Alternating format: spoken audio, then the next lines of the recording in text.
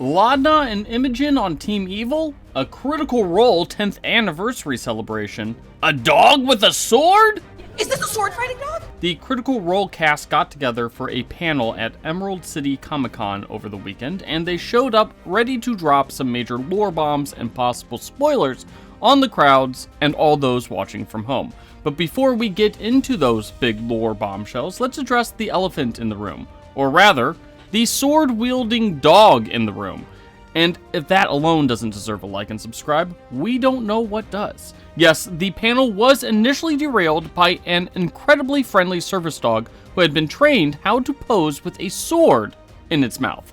It was possibly the best thing ever, and the entire Critical Role cast rightfully lost their minds. Good dog! But once Sword Dog finally left the stage, the lore bombs just started dropping left and right. To start off with, Laudna and Imogen may be headed for even more disaster than we anticipated after several shocking reveals from Marisha and Laura. Marisha, for one, seemed to hint that Delilah was in more control than she has let on so far, and that Laudna would literally do anything, including embracing that control, to keep Imogen safe. I mean, in terms of how much control does Delilah have? That's the question, isn't it? Do we have to succeed by any means necessary? And that by any means necessary, little addendum can get a little scary. Meanwhile, not only is Imogen totally unaware of how much Delilah is back in the picture. We are unaware. I am unaware of what is happening fully with Laudna and Delilah because Correct. you're hiding it much more. And I have a feeling it's because of what happened in Nanamori's trials. Yeah, I have no basis to approach you and go, what's going on? Because you've hidden it all. Imogen may not even consider herself a part of the good guys anymore. If I play any RPG, anything, sorry, I always want to do the good thing, right? So, yeah, it's really crazy to maybe not. What is the good thing? Right? I don't know. And not only that, but Marisha mentioned that Laudna literally had to hold Imogen back from joining the Ruidus network. So Imogen is not only starting to view herself as not part of Team Good Guys, she is closer to giving in to the Ruidus network and Ludinus's plans than we ever thought. Ashley also chimed in that her plan with dealing with Odahan Thul when she was nearly killed by her after their last encounter on Ruidus was to actually give up and just go with her. All right, I would have just gone with her. I would have just been like, I give up. Giving up. I'll just go with you.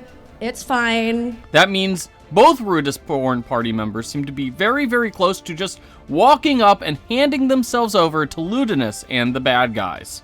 In some other bad news, Liam seems to be genuinely worried that Dorian is dead after failing to hear a response when Orm tried to contact him via Sending Stone, which was not helped out by Sam continuously just saying that Dorian was dead for sure. As far as the Dorian of it all, there were very...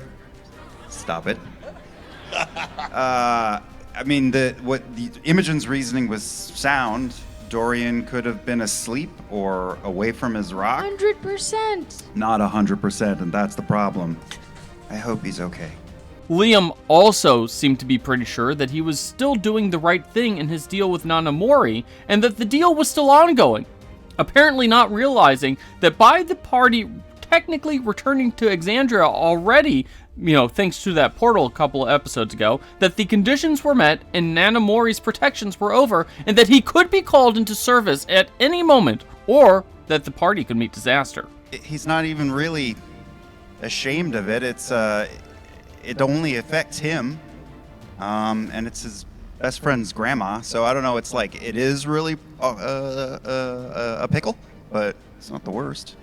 But no one was as cavalier about their deal with Nanamori than Travis, who once again seems happy to find almost any way to put an end to Chetney before he runs out of time to play his real character for the campaign. Is there any, fear of repercussions about that really vague phrasing? None. Do you know why, Mika? Why? Because I completely forgot that how you phrase a wish is important. In that moment, I just knew I wanted to ask Nanamori something, and then I was like, oh, S word. I should phrase this carefully, and then I remembered that Chetney's 400 years old, and I don't really care. But to end on some much needed good news, Marisha mentioned when asked about the 10th anniversary of Critical Role coming up in a year that they had some huge plans in stores for fans. I can confirm we have some massive plans coming up in the very, very near future. 10-year is, we're looking ahead to it right now and want to really make it a massive celebration for everyone in the community. So yeah, there's some big stuff.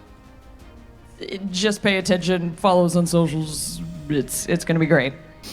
Oh, and Sam wore a shirt that appeared to be a face morph of Laura and Marisha, and that honestly is one of the most disconcerting things we have ever seen. So, what could those massive plans be? A new campaign in a brand new world using Daggerheart? The creation of a second cast? It almost certainly has to involve some kind of major livestream event to celebrate with the fans at the very least. But let us know what you think about the big 10th anniversary celebrations and what they could be in the comments, and don't forget to hit those like and subscribe buttons.